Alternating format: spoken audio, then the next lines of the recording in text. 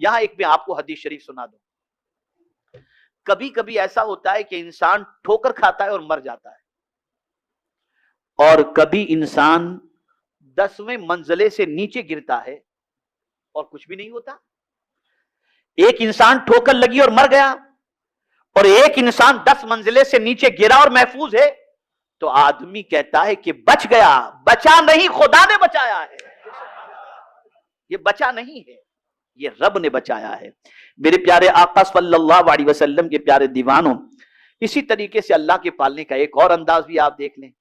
دودھ تو پیٹ میں پہنچ چکا, لیکن اس میدے کے اندر ہضم کی طاقت کون پیدا کرتا ہے؟ اگر میدا خراب ہو گیا تو بچے کی طبیعت بگڑ جائے گی. کون ہے جو میدے کے اندر اس دودھ کو ہضم کی صلاحیت عطا فرماتا ہے؟ یہ میرا پروردگار ہے.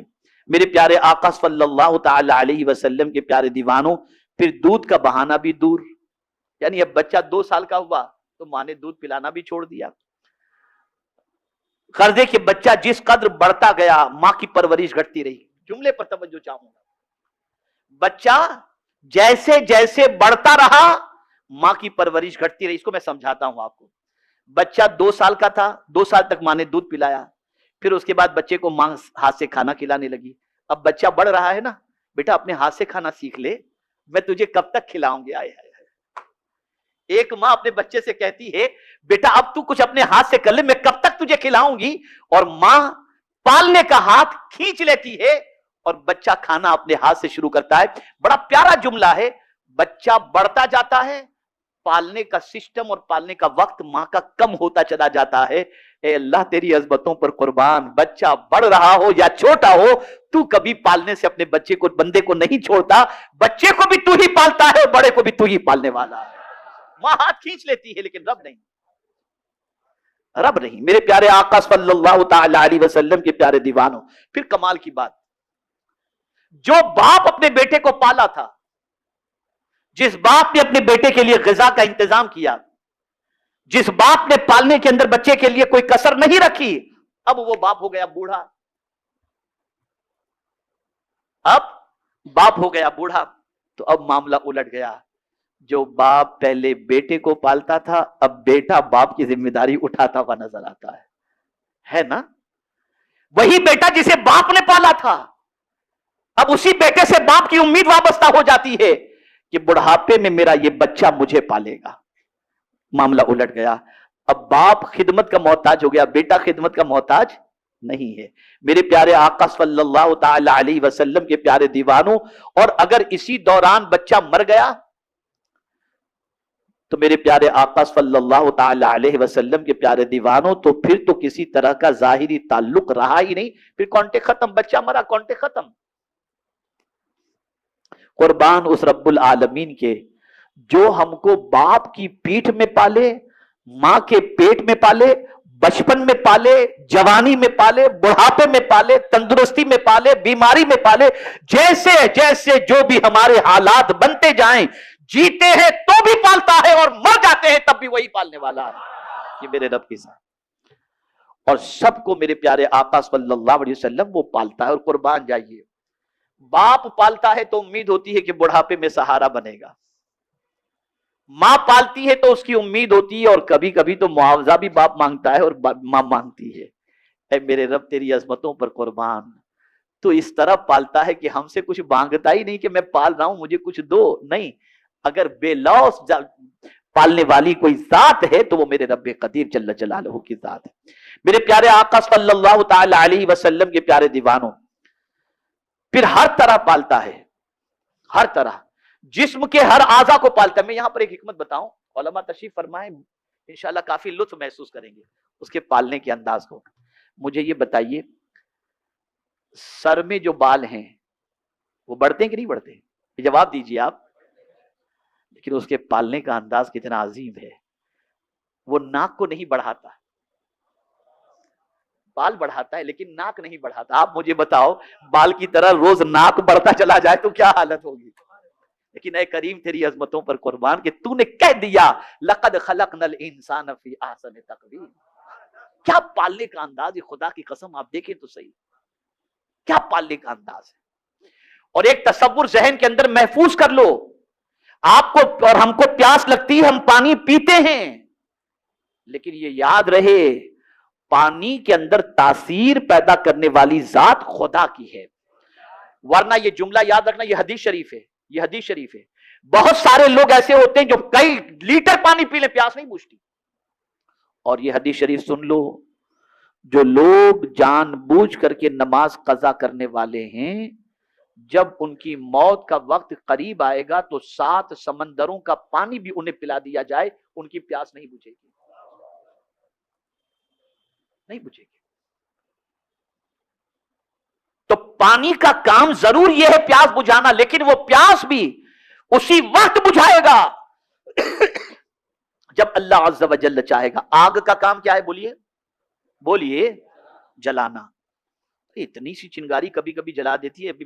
میرے پیر میں تھوڑا سا زخم ہے، ایک چھوٹا سے معاملے کے اندر وہ زخم ہو گیا، تو اب وہ 1 ہفتے سے ہے زخم. اتنی سی چیز سے زخم ہو گیا، جل گیا میرا پیر تھوڑا سا، اتنی سی چیز سے. حضرت ابراہیم علیہ السلام کے لیے اتنی سی آگ نہیں تھی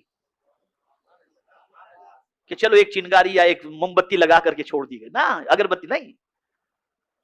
آگ کا کنواں اگر کہا جائے تو غلط نہ ہوگا، تیار کیا گیا.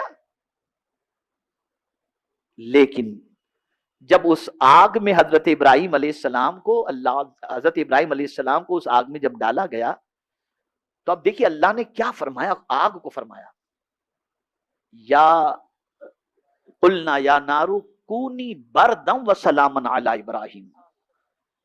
اے آگ، یا نارو کونی بردا و سلامن. بردا کے معنی ٹھنڈک ہوتی ہے، بردا کے معنی ٹھنڈک. کبھی کبھی ٹھنڈک زیادہ بھی ہو تو آدمی پریشان ہو جاتا ہے، ہوتا ہے نا. لیکن میرے رب کی عظمت پر قربان جائیے، کہا یا نارو کونی بردا، اے آگ ٹھنڈی ہو جا، لیکن ایسی بھی ٹھنڈی نہ ہونا کہ میرا ابراہیم ٹھنڈی سے پریشان ہو جائے. وہ سلامتی والی آگ، سلامتی والی ٹھنڈی ہو جا کہ میرے ابراہیم کو کوئی تکلیف نہ ہو. آگ کا کام جلانا ضرور ہے، لیکن وہ اسی وقت جلا سکتی ہے جب میرا مولا چاہے. بڑا عظیم میرا پروردگار ہے، اس کی شان کا کیا کہنا. میرے پیارے آقا صلی اللہ تعالی علیہ وسلم کے پیارے دیواروں، دیکھیں پالتا کیسے. یہ کان ہے نا، یہ ہڈی ہے، لیکن اے کریم تیری عظمتوں پر قربان، اس میں سننے کی طاقت کس نے پیدا کی؟ یہ آنکھ کیا ہے؟ یہ چربی کا ایک چھوٹا سا وہ ہے. ایسا آدمی دیکھتا ہے کہ زمین پر کھڑا رہتا ہے اور آسمان کو دیکھتا نظر آتا ہے. کس نے یہ طاقت عطا کی؟ میں کبھی کبھی اپنی تقریر میں کہا کرتا ہوں، یہ جو بلب جلتے ہیں نا، 5 سال کے بعد یہ لائٹ بند ہو جائے گی، خراب ہو جائے گی، فیوز اڑ جائے گا، کچھ بھی ہوتا رہتا ہے. بلب خراب ہو گیا بدلو، ٹیوب لائٹ خراب ہو گئی بدلو، ہائیلوجن خراب ہو گیا بدلو. لیکن اس کی مدت بہت لانگ ٹائم کی نہیں ہوتی، 5 سال 2 سال 1 سال 6 سال 3 سال بس یہی ہوتی ہے. میرے رب کی عظمتوں پر قربان. لیکن یہ سب جلتی کیسے ہیں؟ کسی نہ کسی کنیکشن کی وجہ سے، کسی نہ کسی کنیکشن کی وجہ سے. اللہ اکبر، میرے رب کی عظمتوں پر قربان جائے. یہ 2 بلب ہماری آنکھوں میں، یہ 2 بلب، کوئی کنیکشن کہیں کا نظر نہیں آ رہا ہے، یہ پاور سپلائی ہو رہی ہے کہ کوئی ایسی چیز. یہ 2 بلب لگا دیے، 60 سال کے ہیں تب سے دیکھ رہے ہیں، پیدائش سے 60 سال سے دیکھ رہے ہیں. پتا چلا انسان کی بنائی ہوئی چیز 2-3 سال میں بگڑ سکتی ہے، لیکن مولا پالنا چاہے تو کسی کی آنکھ کو 100 سال تک بھی پالتا نظر آتا ہے. یہ ہے میرے رب کی ذات. مجھے یاد ہے مفتی اعظم راجستھان حضرت علامہ مفتی اشفاق حسین صاحب علیہ الرحمت والرضوان کو میں نے دیکھا. میرے غالب گمان کے اعتبار سے 80 سال کی ان کی عمر تک تو میں نے ان کو دیکھا ہے. چشمہ نہیں لگاتے تھے، اتنا پاورفل وہ دیکھتے تھے، اتنا پاورفل. تو یہ دیکھنے کی قوت اتنی سی چربی میں کس نے پیدا کی؟ میرے رب. ایک گوشت کے ٹکڑے میں بولنے کی طاقت. اب یہ زبان کیا ہے؟ ایک گوشت کا ٹکڑا. لیکن آپ دیکھیے پھڑ پھڑ ہم بھی بول رہے ہیں، آپ بھی بول رہے ہیں، صبح و شام بولتے چلے جا رہے ہیں. یہ کس نے طاقت عطا کی؟ رب نے طاقت عطا کی. میرے پیارے آقا صلی اللہ علیہ وسلم کے پیارے دیوانوں، یہ تو انسان کی بات ہوئی. اب آئیے تھوڑا سا درختوں کے بارے میں سمجھتے. کون پالتا ہے درختوں کو؟ وہ جاتا نہیں ہے بیچارہ درخت اپنی جگہ سے، جہاں درخت ہے وہیں ہے. درخت ہل کے جاتا ہے کہیں؟ کہیں سفر کرتا ہے؟ نہیں، وہ اپنی جگہ پر کھڑا ہے. کون ہے جو اس درخت کو پال رہا ہے؟ کون ہے جو اس درخت کے اندر پھل عطا کر رہا ہے؟ یہ میرے مولا کی ذات ہے، یہ پالنہار حقیقی ذات ہے. میرے پیارے آقا صلی اللہ علیہ وسلم کے پیارے دیوانوں، اسی طریقے سے آپ دیکھیں ہر ایک چیز کے بارے میں غور کرتے چلے جائیں تو آپ کو پتا چلے گا. یہاں بس ایک بات عرض کرتا ہوں، خاص طور پر ذہن کے اندر محفوظ کر لیں. کسان جو ہے کھیت کے اندر بیج بو دیتا ہے، بیج بو دیتا ہے، بارش برسانا رب قدیر کا کام ہے، وہ بارش برساتا ہے. اب بتاؤ اس بیج کو کون پالتا ہے؟ اب یہاں بہت پتے کی بات عرض کرتا ہوں، ایمان تازہ ہوگا انشاءاللہ. ایک مضبوط لہیم شہیم جسم والے کو ہم مٹی کے حوالے کرتے ہیں، مر جاتا ہے، یہ کرتے ہیں نا، قبر کے اندر پہنچا دیتے ہیں نا. 1 سال کے بعد قبر کھودو، ہڈیاں ملیں گی، جسم ختم ہے نا. کبھی ایسا ہوا کہ قبر میں آپ انسان کو دفن کر کے نکلے اور 1 سال کے بعد 10 انسان قبر سے نکلتے نظر آئے؟ کبھی دیکھا آپ نے؟ اتنا مضبوط انسان اسے قبر کے سپرد کر دیا گیا، 1 سال کے بعد آپ دیکھیں گے تو اس کے اندر سے صرف ہڈیاں ملیں گی، سارا جسم ختم. لیکن ایک ننھا سا بیج زمین کے اندر ڈالا گیا، اس زمین کے اندر سے کوپل نکلنی شروع ہوئی، پھل نکلنے شروع ہوئے، درخت بننے شروع ہوئے. یا اللہ، ماجرا کیا ہے؟ انسان کو زمین کھا جاتی ہے، بیج کو زمین پالتی ہے، زمین بیج کا خیال کرتی ہے. وجہ کیا ہے؟ تو رب کا جواب ملے گا، میرے بندے جس زمین کو میں کہتا ہوں پال، وہ زمین پالتی بھی نظر آتی ہے، اور جس زمین کو میں کہتا ہوں کھا لے، وہ زمین کھاتی بھی نظر آتی ہے. پتہ یہ چلا کہ رب قدیر جو چاہے جیسا چاہے اس کے حکم پر زمین بھی کام کرتی نظر آتی ہے، اور وہی در حقیقت پالنے والی ذات ہے. میرے پیارے آقا صلی اللہ تعالی علیہ وسلم کے پیارے دیوانوں، انسان کو رب قدیر جل جلالہ نے حرکت کرنے کی بھی طاقت دی اور کمانے کی بھی. انہیں حکم دیا گیا کہ تم کو درختوں اور جانوروں کی طرح بغیر کمائے روزی نہ ملے گی، وہ مجبور ہیں اور تم مختار. گھر سے نکلو اور روزی کماؤ بھی، بیج تم ڈالنا، باقی بارش دھوپ وغیرہ سے تمہاری امداد ہم کریں گے. حضرت انسان بھی جب تک بے دانت والے ناسمجھ بچے رہے تب تک ان کو بھی دودھ پلا کر بغیر محنت کرائے پالا. غرض کے ہر طرح پالنے والا اگر کوئی ہے تو اللہ عز و جل ہے. بڑے ہو گئے محنت کرو، بچے تھے پالتا اللہ تھا، آج بھی پالتا اللہ ہی ہے. لیکن جب تم محنت کے قابل بن گئے تو محنت کرو، مزدوری کرو، محنت کرو اور کمانے کی کوشش کرو. یہ مختصر سی بات رب کے بارے میں نے آپ کو بتائی تو پتا چلا ہمارا پالنے والا رب بہت عرف والا ہے، بہت عرف والا ہے. اب جب ہم یہ سمجھ گئے کہ ہم جس کے بندے ہیں وہی ہمارا رب ہے، وہ اللہ، اور اس کو ہم رب کہتے ہیں، تو پھر مایوس ہونے کی کیا ضرورت ہے؟ پھر مایوس کیوں ہوتے ہو؟ میرے پیارے آقا صلی اللہ علیہ وسلم کے پیارے دیوانوں، اب ایک اور بات عرض کر دوں. بہت سارے لوگ کبھی کبھی مایوس ہو کر ڈرگ سپلائی کا کام شروع کر دیتے ہیں، حرام کام شروع کر دیتے ہیں، شراب اور جوے کے اڈے شروع کر دیتے ہیں، ایم ڈی کا کاروبار شروع کر دیتے ہیں. مایوس ہو کر نافرمانی کرنا، مایوس ہو کر نافرمانی کرنا یہ کون کرتا ہے؟ اس کو سمجھ لو. شیطان کا دوسرا نام کیا ہے؟ ابلیس. کیا ہے؟ ابلیس شیطان ہی، اس کو ابلیس بھی کہتے ہیں، شیطان بھی کہتے ہیں. اب ابلیس کا معنی کیا ہوتا ہے ذرا سن لو. ابلیس کا معنی کیا ہوتا ہے؟ میرے پیارے آقا صلی اللہ تعالی علیہ وسلم کے پیارے دیوانوں، ابلیس کا اسم ذات عبرانی لفظ ہے، مگر اہل عرب اسے بلد سے ماخوذ کہتے ہیں، جس کے معنی نا امید ہونے کے ہیں.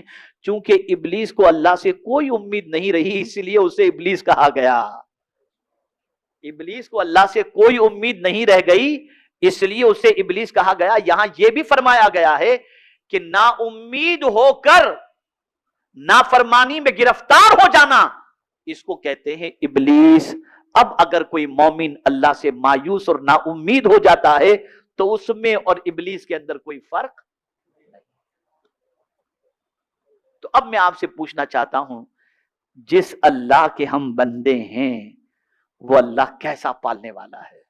پھر مایوس ہونے کی کیا ضرورت؟ اب اگر کوئی شخص یہ کہتا ہے ان الذین قالوا ربنا اللہ ثم استقاموا، تو اب ہوتا کیا ہے؟ یعنی اللہ ہمارا رب ہے یہ کہا اور پھر اس پر قائم رہا. تو اب مولا کا کرم دیکھیے کیا ہوتا ہے. مولا فرماتا تتنزل علیہم الملائکہ، ان پر فرشتے اترتے ہیں. ان پر کون اترتے ہیں؟ فرشتے اترتے ہیں. اور اللہ فرماتے ہیں اللہ تخافوا ولا تحزنوا، اور نہ ڈرو اور نہ غم کرو. پتا چلا جو لوگ اللہ کو رب ماننے کے بعد اس پر قائم رہتے ہیں تو ان کی مدد کے لیے اللہ فرشتوں کو نازل فرماتا ہے اور فرماتا ہے تمہیں کوئی ڈرنے کی ضرورت نہیں، کوئی خوف کرنے کی ضرورت. اور صرف یہی نہیں، बल्कि आगे फरमाते हैं वाबशिरू बिल जन्नति लती कुंतुम तुअदून, और खुश हो उस जन्नत पर जिसका तुम्हें वादा किया जाता था। यानी अगर तुम अल्लाह को रब मानने के बाद उस पर कायम रहते हो और उसको रब मानने के बाद मायूस नहीं होते, तो अल्लाह अज़्ज़ व जल तुम्हारी मदद के लिए फरिश्ते भी नाजिल फरमाएगा और इरशाद होगा गम न करो, डरो नहीं, और तुम्हारे लिए उस जन्नत की बशारत है जिसका तुमसे वादा किया गया था। यहां से ये बात वाज़ेह तौर पर समझ में आई कि जो मोमिन होता है वो अल्लाह की रहमत से कभी मायूस नहीं होता। हालात कैसे भी हों, कितने ही बुरे क्यों ना हो, अल्लाह की रहमत से कभी मायूस नहीं होना चाहिए। वजह क्या है? इसलिए कि अल्लाह की शान बहुत अरफो आला है, वो सारे जहां का पालने वाला है, हमारा भी वही पालने वाला है, वही रास्ते निकालेगा और वही हमारी मदद भी फरमाएगा। जब एक बंदे का यकीन अपने रब पर इतना पुख्ता हो जाए तो फिर वो मायूस कैसे होगा। अब आखिरी बात अर्ज कर दूं, कसरते गुनाह की वजह से इंसान मायूस होता है, तो मौला ने पहले कह दिया 24 घंटे तौबा के दरवाजे खुले, माफी मांग लो, दरवाजा बंद नहीं है। 24 आवर तौबा के दरवाजे खुले हुए हैं, मांग लो। और फिर कुर्बान जाइए इस आयत करीमा के इस जुमले पर, कुल आया है। अल्लाह अपने महबूब से फरमाते हैं कुल, मेरे महबूब आप कह दें। किनसे कह दें? किनसे कह दें? या इबादियल्लज़ीना असरफू, ऐ मेरे बंदो, गुनहगार को, सियाकार को, नाफरमान को, उनके बारे में अल्लाह कहता है मेरे महबूब इनसे कह दो कि ऐ मेरे बंदो, या इबादियल्लज़ीना असरफू अला अनफुसिहिम ला तक़नतू मिन रहमतिल्लाह, अल्लाह की रहमत से ना उम्मीद मत हो जाओ, ना उम्मीद मत हो जाओ।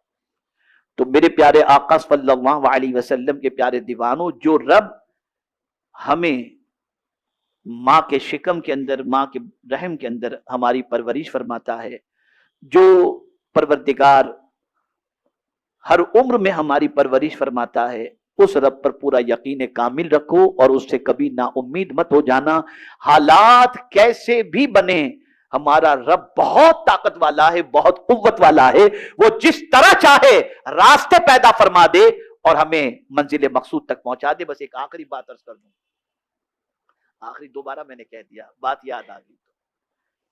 हजरत मूसा अलैहिस्सलातु वस्सलाम भी दरिया में तशरीफ ले गए और फिरौन भी हजरत मूसा अलैहिस्सलाम का पीछा करते हुए दरिया में गया, लेकिन मूसा अलैहिस्सलाम को रास्ता मिल गया और फिरौन गर्क हो गया। मूसा अलैहिस्सलाम को रास्ता मिल गया और फिरौन गर्क हो गया। मामला क्या है? गए तो दोनों इंसान ही थे, लेकिन एक के लिए रास्ता बन गया, दूसरा गर्क हो गया। बस तवज्जो चाहूंगा, जिंदगी भर याद रखना, फिरौन को रास्ते पर भरोसा था और मूसा अलैहिस्सलाम को अल्लाह पर भरोसा।